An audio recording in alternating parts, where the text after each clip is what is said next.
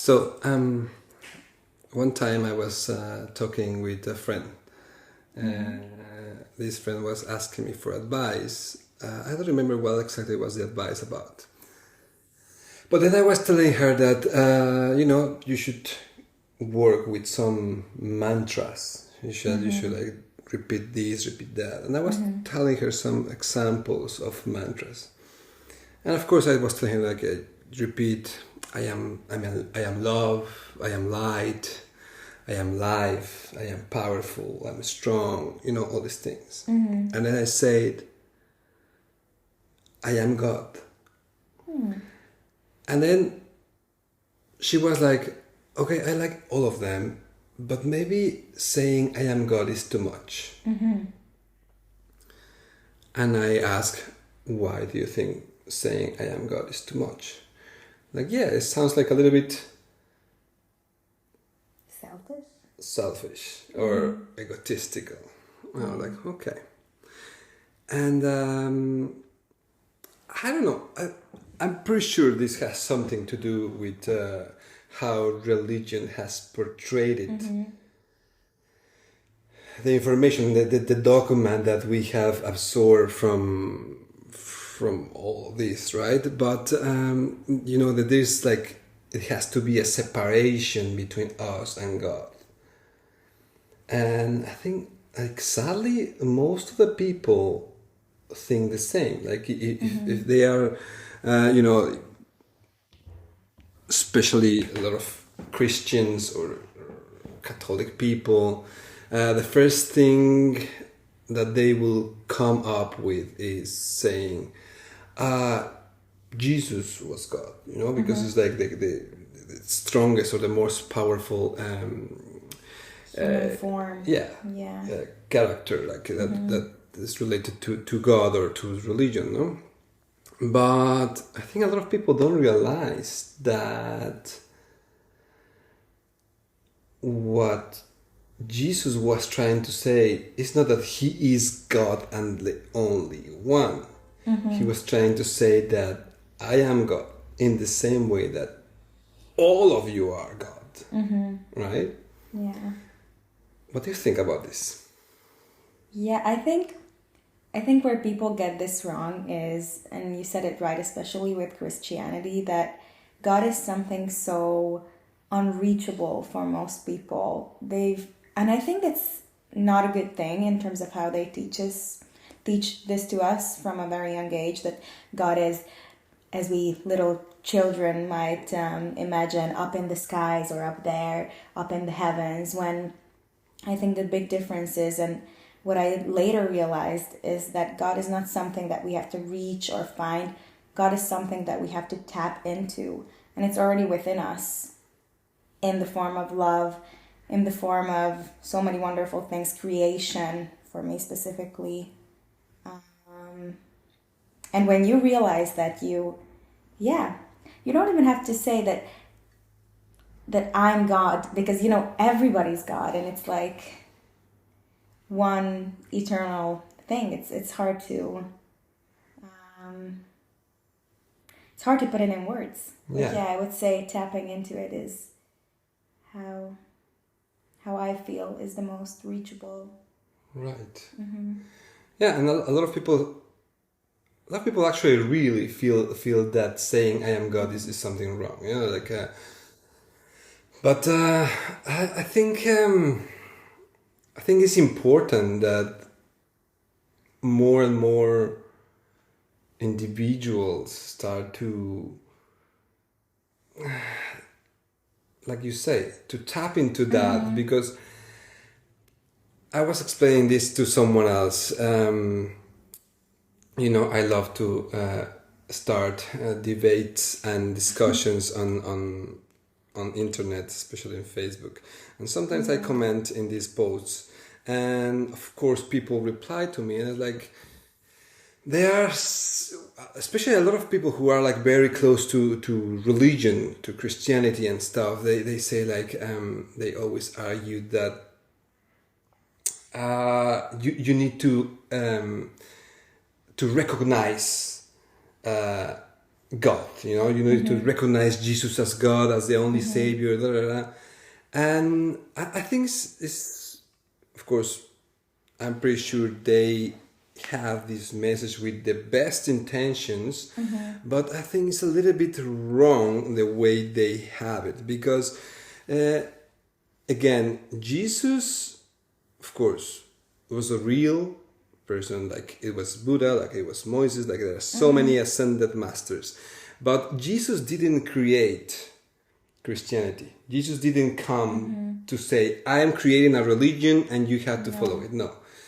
Jesus understood what make him to get closer to understand life and to elevate his level of consciousness to the point that he was even having these amazing skills. He was able to do these miracles. But what he wanted to tell us is that if you follow the same path that he was following, everyone is able to do this. He is even saying all the time that you have to love everyone as you love yourself. And when I am in these kind of discussions with people, I always tell them, look, God is everything and everyone, So you are God, I am God, Jesus was God, my neighbor is God, the person that I don't like in my school, my work, wherever, is God. Everyone and everything is God. And the fact that we realize that or not is just a whole different topic, but each one of us is God because we are all one, we are all connected, we are come from the source. And I like to use this metaphor. I explain, imagine a human body, for example, right now, yours, right? So your body is full of cells. It has millions, trillions of cells in your body right now. Yeah. So if I say, you are Renata, I am right? But then what happens if I take one piece of you and I isolate one cell and I ask that cell, who are you? What do you think that cell is going to answer? Renata? A piece of Renata. Right. Yeah. It's not going to say, oh, I am a cell. No, it's going to be, I am Renata. Why? Because I am part of it. So that's exactly the same thing with God. God is a human body. And every being that exists in the universe is a cell of that body. So if you ask that cell, who are you? And that cell choose to separate itself from the body, then it's not the body anymore. It loses all the power. It loses all the magic, all the strength, because it's not part of the body anymore. Like literally right now, if I cut a piece of your skin, it's not Renata anymore. And that piece of skin is going to die because of the separation from the oneness that is you, Renata. So it's the same that happens all the time with people. Like, they choose to separate themselves from God, and they are just sabotaging themselves. They are just literally rejecting that power, that life, that magic that it's just there. They just have to understand, okay, I am a cell of God. That means I am God. Yeah. And I choose to be, and I choose to, feel this power and to embrace this universal source and to create something amazing with my life. That's how I like to explain it sometimes. And yeah, sometimes people get it, sometimes they don't. But I think people who are already closer to realizing this will get it more easily than others. But I think every life journey is completely different.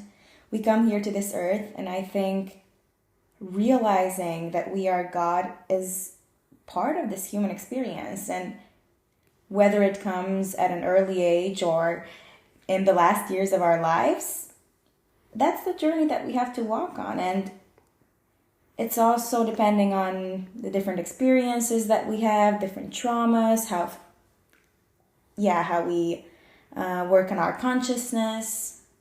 So it depends on a lot of things, and maybe some people never realize, and maybe that's okay. And that's okay. And maybe that's the lesson that their soul needed in this life. So I think people who realize this earlier, of course, they are very lucky, and I'm sure that they can live a more fulfilled life, because people who know this, they can go through hardships in their life with so much more ease, because they do understand that God has a plan for them and that everything happens for a reason.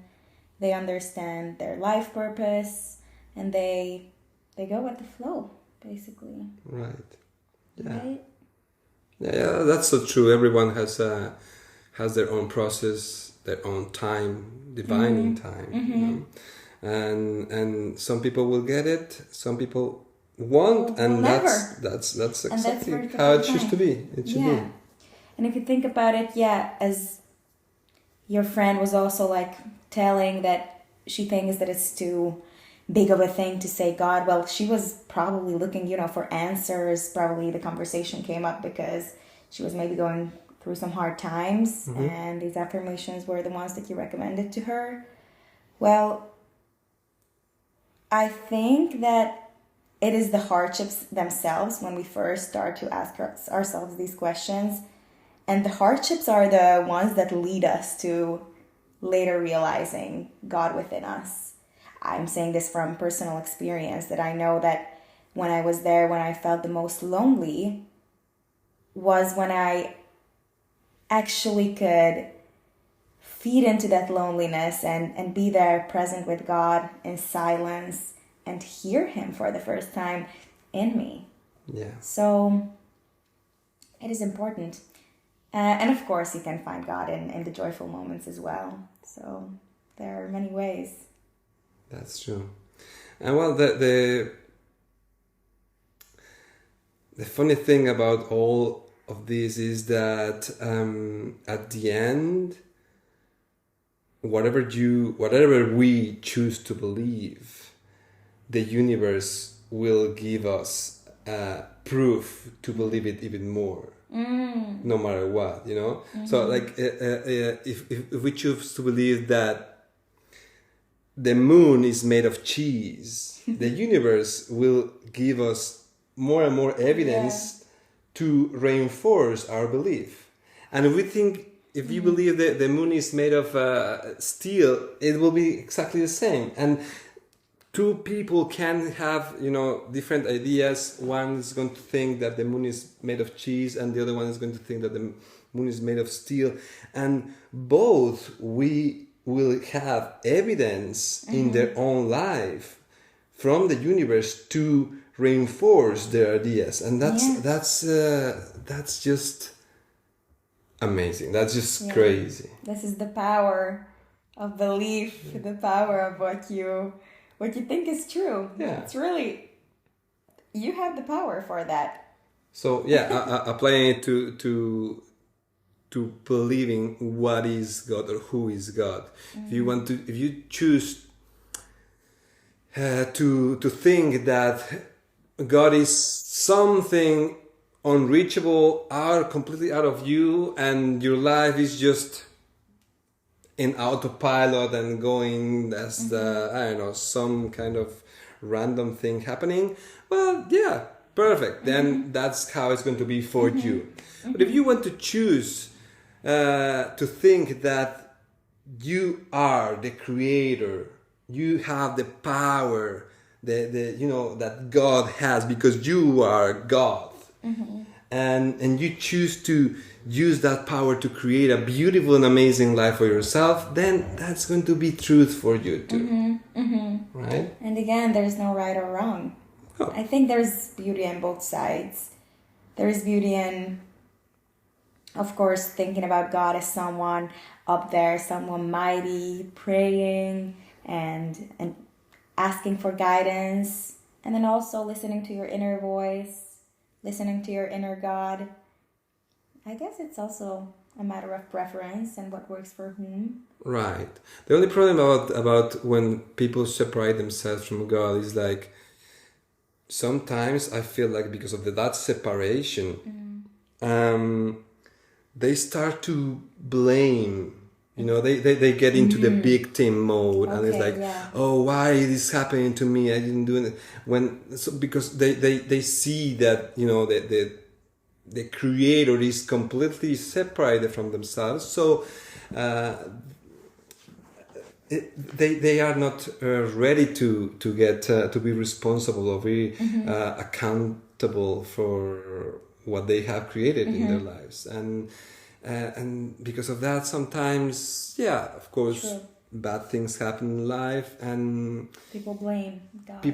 And then because of those things, then more bad things happen in their life because of that separation that is they created at the beginning, and because of life events happening, that the gap between God and themselves starts to get wider and wider, and that's when people start to believe that God doesn't exist.